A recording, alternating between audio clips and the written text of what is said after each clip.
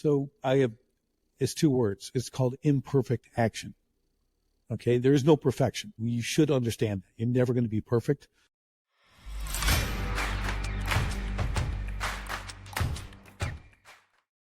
And welcome back to the Money, the Mindset, and the Mentoring podcast. Today, we're gonna hit the bag hard.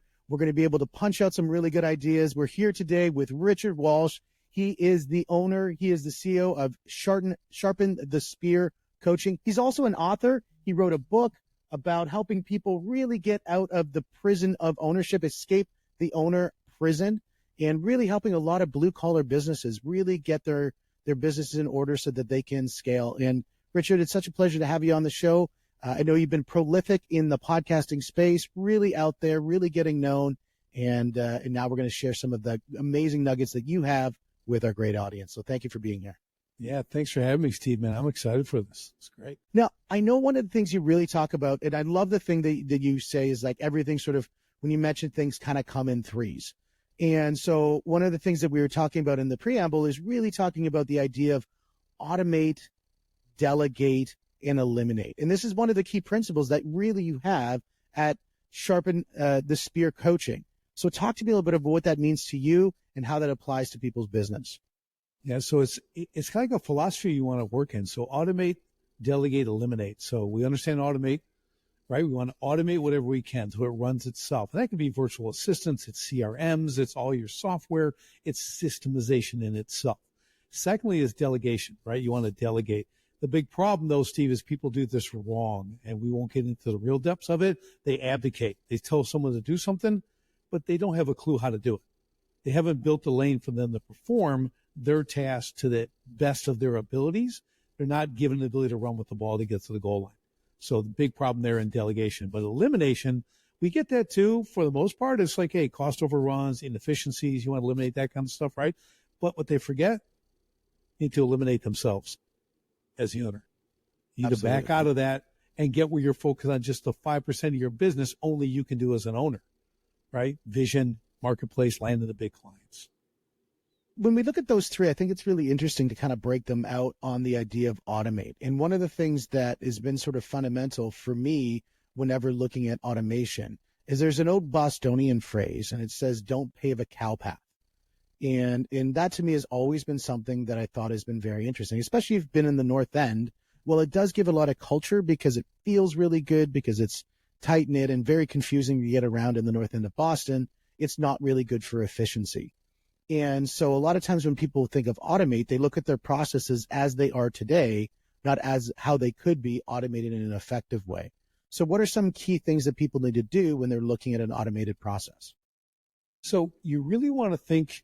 So we have to think forward, like you said. I think it's a really good observation, right? So the problem with people is they get comfortable and they're doing things and they're using the system and they're getting by. They don't want to be uncomfortable. So they have to understand, like, whatever you're going to automate with is going to be new. It's going to be a challenge. There's going to be adjustment, and you have to understand that and have the willingness to approach that. If you don't have the mindset right there, you're not going to do it, because you're going to get the first bump, which would be like 5 seconds into the new system. You're going to throw your hands up and walk out of the office and say, this doesn't work, right? That's what happens to people at certain moments. The other thing, too, is when you talk about people at certain levels, when we're talking about automations, we're also talking about people. And, you know, as you said, you can automate with VAs, you can automate with using other individuals, you can automate with technology. It's the idea of putting in something that's a repeatable process. But in doing so, you really have to deal with people. And that goes down to the idea of delegate. And when you're talking about delegation, I think you really hit the nail on the head, is the idea that when you're really looking at delegating something, you're not looking at just giving away the process. You said not abdicate, you said delegate. And the idea of abdication is saying that I just don't want to do this, so you go do this. And where delegation is says, I need you to do this. Here's how you're going to do this. And then here's how we're going to measure that. So let's flesh that out a little bit more around the idea of delegation. Yeah, so take this, okay? You don't put systems into people. You put people into systems. That's a critical distinction. You may have a great office manager, best in the world, but they don't really have systems. You're not going to build a system around that person because everybody leaves. All right. We need to understand that as business, everybody leaves. Might be in 5 months, might be in 5 years, might be in 20 years, but they're going to leave. So we need to plug someone back into the system. So the system, that lane that they operate in, that's what we want to build out. That's systemization. You create that so no matter who comes in, they can be up to speed in 5 to 7 days and perform it. Yeah. Yeah. We're running towards the goal line, right? Well, you look at talent versus discipline, and you look at a football team as an example. I mean, you could have a bunch of talented people, but if you don't have plays, nobody knows where to go. And so the talent needs to follow the system. And when you blend those two things together, you really get some magic. Yeah, that's what it's all about. Because if I have a great closer, a sales guy comes on the team, what they don't want to do, Steve, they don't want to build my business. They don't want to systemize my business. They don't want to systemize my sales department. They want to close deals. They want to sell, close deals, make money for themselves, their family, and the company. But if you're going to drop them and think they're going to fix your business, they'll be there for like 3 days and they're going to leave. You can't drop, no matter how good they are, they're not going to do that. So it's really important to understand if you want to attract the great people, you have to be systemized. You have to have the lane they can drop in and run. Give them the ability to win. Let them know what success looks like every day. Absolutely. And the success is paramount to be for the company, all the stakeholders. Stakeholders, one of them being obviously the employee. And so it has to be success for them as well. And when you're looking at the way that they interpret success, you're absolutely right. There's different personality types. And if you can actually hone in on creating success for their specific personality type, for their specific personal identity, then they're going to really claim ownership around that success. Exactly. And it's so critical because people work for purpose. That's what they want to work for. Money's like third on the list. Right? We need to understand that. Like if you can build purpose in your entire business, the lane that they're in, give them the metrics to succeed, what they look like daily, weekly, monthly, yearly. Like what does that look like? You give them that, they can be very focused. No one wants a mystery job where they're getting thrown stuff every day from every angle. They don't know what's going to happen day to day. No one's staying in a place like that. They can't win. That's just chaos. It's so interesting around the idea of rewards and personal rewards, because when you look at the definition and helping people really define what success is, then they can find purpose. And in their purpose, they can start to do hard things because it's part of their purpose. And as they start doing hard things, that really creates true fulfillment. Because as we know, I know in the mornings you love hitting those heavy bags. You love doing your shadow boxing every morning, and it's not easy getting up that time in the morning. But those hard things give you fulfillment. And that's the thing, that if what your purpose is, you'll commit to doing hard things, and you commit to hard things, you get fulfillment. That's so much better than just being happy. And creating fulfilled employees is better than having happy employees. Yeah, and a really good point you just made there too, I'll pull this out, is recognition. So we got purpose. That's number one they're looking for. Number two is recognition and quality feedback. Am I doing a good job? You can't just because, a superstar is a superstar, but they still need recognition, right? You can't just expect them to keep doing great things without patting them on the back at least, giving some public recognition, things like that. They're looking for that feedback. Am I actually doing a good job? How can I get better? Because if they have the system, they're performing, they still want to get better because that's who they are. So now you got to create the tools along their journey, not only fulfill purpose, but give them an ability to learn and improve and become even better. Well, and as they start to see recognition, I think recognition feeds that one thing that feeds discipline. Because I think discipline is one of those things that everybody focuses on. They say, oh, you got to be disciplined, got to be disciplined. Well, discipline can fade away. Because if you don't have anything that feeds success, in other words, feeds your willpower to stay sustained in discipline, you're going to start to fall out of discipline. And so those rewards-based approach to be able to just acknowledge somebody's contribution. Hey, great job, Sally, at that last report. It really knocked it out of the park. Awesome. You closed up the sales this month. We hit the target. Thank you. And just the little things that you can do to really add value in the business, those are the things that are going to give that person that micro win, which is going to feed that discipline so they can really go for the big, big purposeful things that they're working on. Yeah, that's a great point. And to add to the discipline, we go back to the threes. We have discipline, diligence, and determination. Okay, so you have to, that's the three things. Like discipline's good, but you have to be diligent, right? It's consistency that wins. It's not 2 workouts a month isn't going to get you fit, right? It's day in, day out. That's diligent. Determination is you have to have an end goal. You have to know where you're going to reach that. Otherwise, you're just adrift. It's no good. So we really got to you put all 3 of those together and you share those with your team. Like, this is how it actually worked. This is how you succeed with these 3 things. It gives them even more clarity. Absolutely. And the last thing is eliminate. I think eliminate is one of those things where a lot of people think committed means that you just don't give up. And when you stop something, eliminate something, people might confuse quitting with elimination. And sort of help flush out the idea around what elimination means to you and how people can use that it can play a really pivotal role in their strategy for building their business. Yeah, so when you look at elimination, sometimes you have to give something up to get more, right? So sometimes you're going to eliminate to make room for more things. So it doesn't mean eliminate, never fill the space. You can get rid of the stuff that's really dragging, that your heels are dragging, right? There's extra weight on the company. It can't move at speed. As I always tell people, they don't make race cars heavier. They make them lighter, right? But we want more horsepower. So let me take some weight off and let me add some horsepower so we can move faster forward, right? So that's what elimination is. And when I talked about you as an owner, believe me, most owners, especially the ones I work with in my niche, are in the way.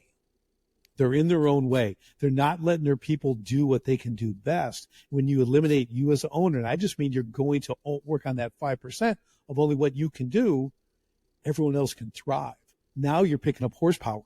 You just increase your horsepower by lightening the load of your either micromanagement or inability to let go of the hammer, so to speak, right? Put the tools down and let the workers work, right?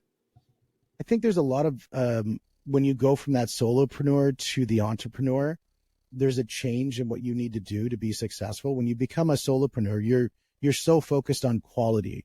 You're so focused on you as you're bringing the value to the equation.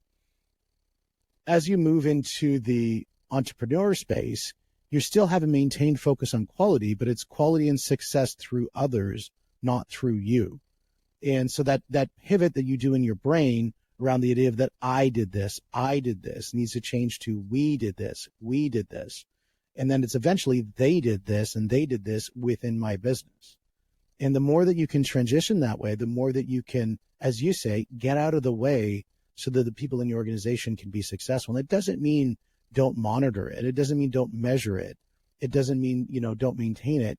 What it means is you're allowing the other people to be able to get into the system of success so that you can get onto a higher problem to solve.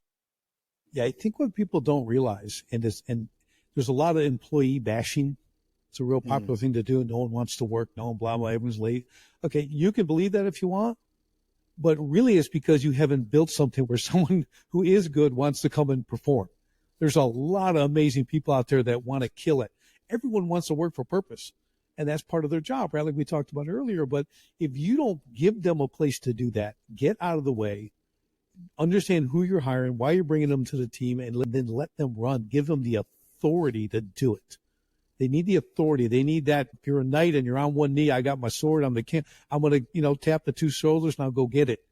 Go out and take care of business, right? I want to christen them to do that, right? And then give them the authority and get out of their way. If you do that, you're going to attract the great people. And that's where you're going to succeed. You're going to be able to scale comfortably and make really big things happen, because now you can sit back and see the big things, understand you've got the team to do it that's going to be able to drive forward in an excited way. So it's real powerful. Absolutely. I think when people are out looking for employees and they're constantly finding bad employees, they're constantly finding people who quit on them, don't get the job done, never seem happy. There's one constant theme, one constant person who shows up to every one of those hires. There's one constant person that shows every one of those people who get, when they're on the team, and one constant person when they leave the team. And that person is you. You're the one who did it. You're the one who hired them. You're the one who trained them. You're the one who fired them. So what needs to be solved? Is it the employee's problem, or is it yourself who needs to solve it? And I think that right there, you hit the nail absolutely on the head. is you need to be introspective about yourself and say, what are you doing as a leader to contribute to their success, and let them knock it out of the park, let them take ownership and really thrive. Yeah, it's so important. I'll give you one other tip, an actionable tip in hiring. Do not hire the unemployed. Just think about that for a minute.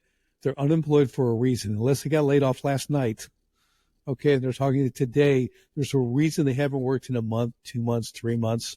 Remember that. Like, don't even go there. Like, poach from somewhere else, right? Go find great people in their job place where they are. It might not be their favorite place to be. I do it all the time. I'll see them at a Home Depot or wherever else I'm at, right? Depending on what I need. And someone who's doing their job well, really well, compliment them, talk to them. Hey, if you're ever interested, I'm always looking for great people. Love to talk to you. Hand them a card, do the whole exchange, right? You don't know if they're happy there, because the good people perform regardless of their environment. They're just who they are. And man, do you want those people on your team? Absolutely. I mean, the thing is if you're trying to collect nuts out of a tree, you're not going to hire a racehorse to do it. You're going to hire a squirrel. And so you want that person who's already in action. You want that person who has the skills. And if they're already in action, they have the skills, they probably are employed. And yeah, if there's a circumstance that makes them unemployed, they're probably going to be quickly employed. And if they've been unemployed for a bunch of years, and there's nothing that dictates why they've been that way, it's going to be very hard, because then at that point, you're really training them to get back into action. It's not even the idea of the job. It's the idea of just being in action is the first thing that they need to do. Like when we have somebody who joins the gym for jiu-jitsu, the first little bit is just getting in the repetition of showing up. I mean, they just need to be able to show up every day. That's the first thing you got to do, is just get them committed to showing up. They don't have to learn anything.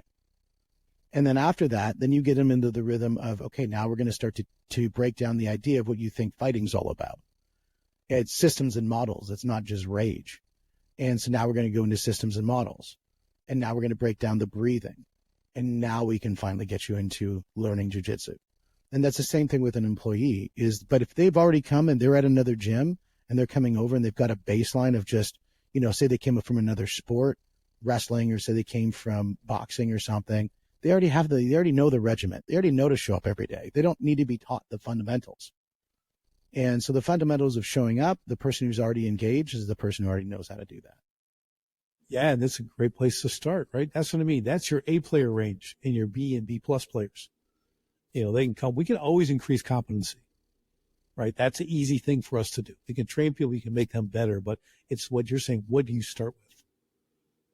Do they have what's their resting heart rate? Let's just put it at that. Where they at there? Let's check fitness right from there. Where are they at there? And now we can see what they can take, right? And now we're going to pressure test and take it from there. But those people have had to have experience different levels of that kind of stuff, because that experience is what gives them the ability to adapt and improve quickly. Yeah, I know when I go on holidays, if I take a week off, I'm probably not on holidays. If I take 2 weeks off, I might be on holidays. If I take 3, I'm finally in action mode. I can actually sit at the beach for about 6.5 minutes and not be thinking, okay, what should I do now? And we get to 7, I got to go do something, but at least I can make to 6.5. But the idea is I'm getting to that calm mind of just now I'm becoming less purposeful. And the more time that I operate in less purposeful, it takes a lot more for me to get back into inertia of purpose. Now, if somebody has something else in their life that has been driven them into purpose, and now they're transitioning a purpose of A to purpose of B. So we work with a lot of women who transition into raising some children. And believe me, that is a full-time job, raising kids. I mean, that is something that, they really have to dial into, whoever is the person who stays at home to look after the kids. And then where they're ready to transition back into the workplace, they've already been working. They've been up at night at 3 o'clock in the morning. They've been dealing with unhappy employees, AKA the children, and they've been dealing with really tough situations, and they've been really leading the family. And so if they're transitioning out of something that is maybe not revenue-based employment, but it's non-revenue-based employment, I could see that as a hall pass, because that's something that they've been able to demonstrate, at least that they have the work ethic in what they've been doing. It's the sitting on the couch eating the Cheetos. No thanks. Yeah, it's what I tell them about that position. My wife is that position, right? Homeschooled our kids all the way through, right? It's the most noble position. To me, a mother in a home raising the children and homeschooling, there's no more noble a position.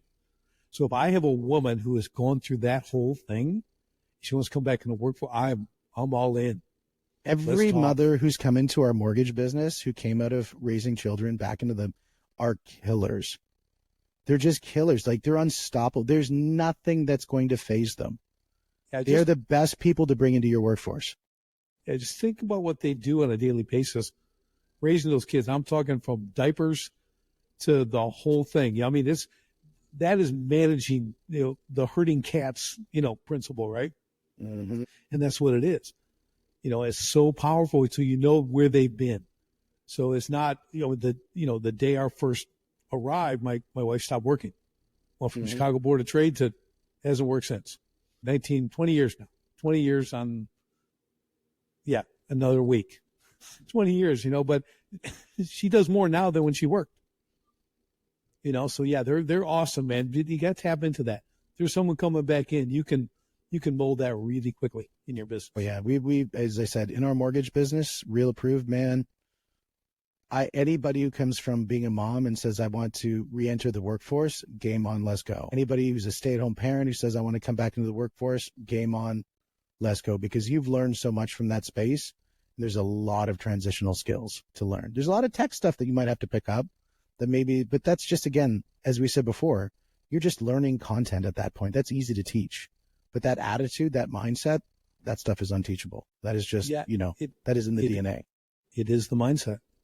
Yeah. It really is people's focus. I would tell young guys who work for me if they weren't doing well, I said, you only have to do two things to succeed. Show up early and ask what else can I do? I said, you'll be the stinking CEO before you know it. Because nobody does those two things. It's all punching in or whatever right at the minute, dragging their feet in, all that stuff, looking like trash from having a hard night or whatever, because everything's more important than their business, or their job, right? Show up early, ask what else you can do, and you'll just climb to the top effortlessly. Now, I know you've run a program for people who they're in their day job, and while they're successful in their day job, they're looking for more. And they're starting to say, okay, I'm going to go into I think you call them entrepreneurs. I want to be an entrepreneur. And I'm kind of doing that transitionary moment to get into actually starting a business. What's some key advice can we give to them to say, here's the first couple steps that you need to take so that you're not going to find them out later when they become a pitfall? So whatever the idea is, okay, we have to test the idea. Okay, so what is that? It's running it by people. It's napkin stuff, right? You drew it on a napkin, you're sitting there and you're like, got an idea and you write it down. Well, now you have to go share it and get feedback from, doesn't mean not your best friend. Your best friend's not going to tell you what you want, what you need to hear. Like, find as much of a stranger as you can and run this by, right? Oh, that'd be really good to have that. That'd be really, okay, well, why? Ask them a couple whys, like make them dig into it, because that's also going to make you think of why you're serving them. So there's a lot of little things like that you can do, because you want to see, would this even stand the test of viability in the market? What's actually more than my mother want this. Okay. Like, forget the friends and family. Okay. We got to get outside that and see if they'll buy. Friends and family are not a way to test. Horrible way to check anything. Well, friends and family, they like you or they don't like you. It's one of the two. And so, or they like you as you are, not as you're going to become. And so a lot of times friends and family can be lobsters in a pot and want to pull you down. They have a preconceived notion of what it makes you successful potentially. And so when you start deviating from the norm and doing something outside of the box, their reaction is to the change in you. Their reaction is not to what that change is. And so the idea of going to that perfect stranger, they have no preconceived notion of who you are. If you walk and say, hey, I'm the CEO of a tech startup, and I want to talk to you a little bit about an idea that we're releasing. Do you have 2 minutes just to listen about this to see if it's got some legs? Somebody's going to say, perfect. You haven't even said how big your tech startup is. You're not being disingenuous, but you are the CEO of a tech startup. And they will see you as that because they don't know you otherwise. And so I love that idea of going out and doing market testing with somebody else. Now, there's a lot of people who have the personality traits that sounds great, but they're terrified. They've got so much fear around that idea that they're going to get rejection. Somebody's going to say that's a stinking bad idea. And how do they overcome that fear? So it's 2 words. It's called imperfect action. Okay. There is no perfection. You should understand that. You're never going to be perfect. The people get ready to get ready, that kind of mindset. It's like, understand you're going out to get negative reaction. That's the first thing. I expect someone to question this. When I launched my water feature business and I'm leaving Arizona to go to Chicago, my family basically laughed at me and said, you'll be back in 3 months. Well, 20 years later, they want to work for me. Okay. They're all proud and I'm all this, right? I built all this stuff. Well, you can't listen to that. You have to have selective hearing. I call it selective hearing.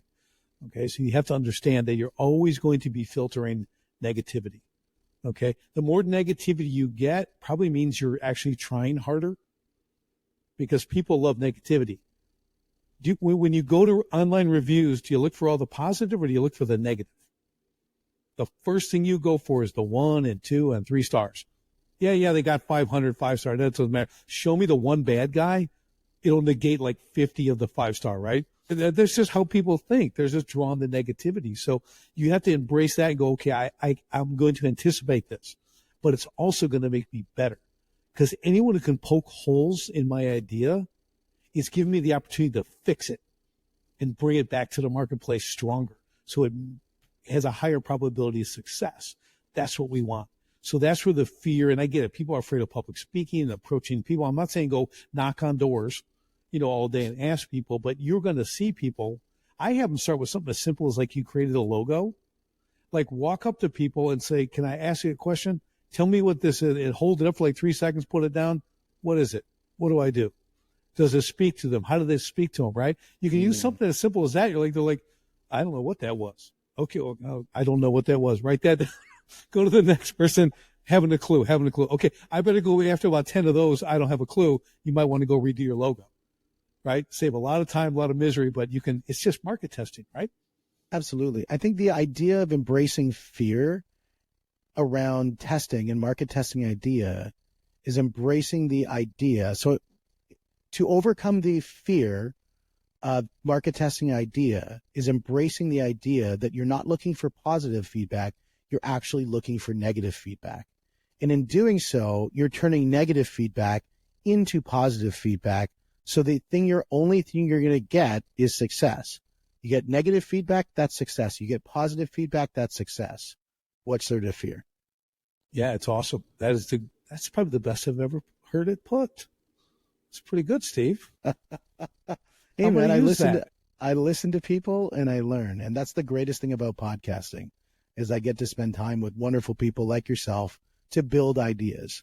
Because I think too many times what people do is they always have their idea when they go into a conversation, rather than work to build an idea together. And I think the more that people can spend time working together to build ideas, the greater this world's going to be, especially if people have differing ideas. You can build some amazing things. That's what makes it work. Because you always, if you can go, like you're saying, you go to a conference, they're going to talk about the same thing you know all about. I want the one nugget. They have to say something I can use, and that's 99% of the time I can find that. There is that 1% sometimes where I really feel I wasted my time and money. Yeah. But normally I can always take something away and I can use it immediately. And that's Absolutely. What we try to give people, right? That's kind of part of what coaching is.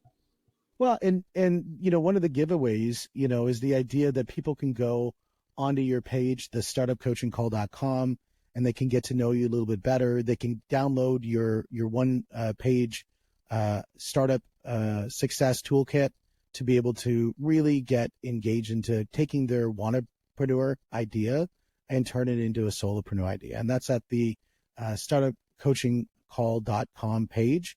And I think that's a great first step, because it's free and it just lets people just to get to really get into action of putting a plan together, because random people doing random things produces random results. So start off with a plan and then go out and safely test that plan. And I think in doing so, they're going to be able to really get engaged with their idea and really see if it has legs. Yeah, I think it's really important. On that call, you're with other people in the same place. We all start. And I always tell people, when you're new at something, guess what level you start at? Awful.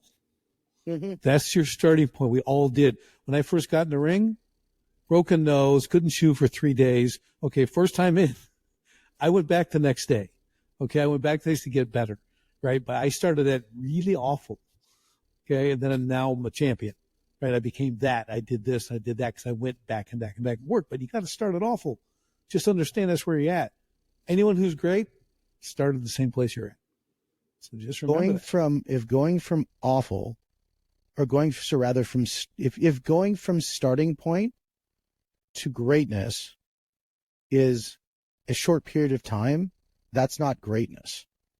It's like a goal that can be achieved easily is a task. It's not a goal. And so the idea is, if you want to shoot for goals, it's got to be something that's difficult, and you're going to be terrible at it the first time you do it. Yeah, and it's not going to be easy on the journey. It's training, it's pushing, it's doing hard things. That's the whole concept here. That's why only like 3% of the people are entrepreneurs, if that much, right?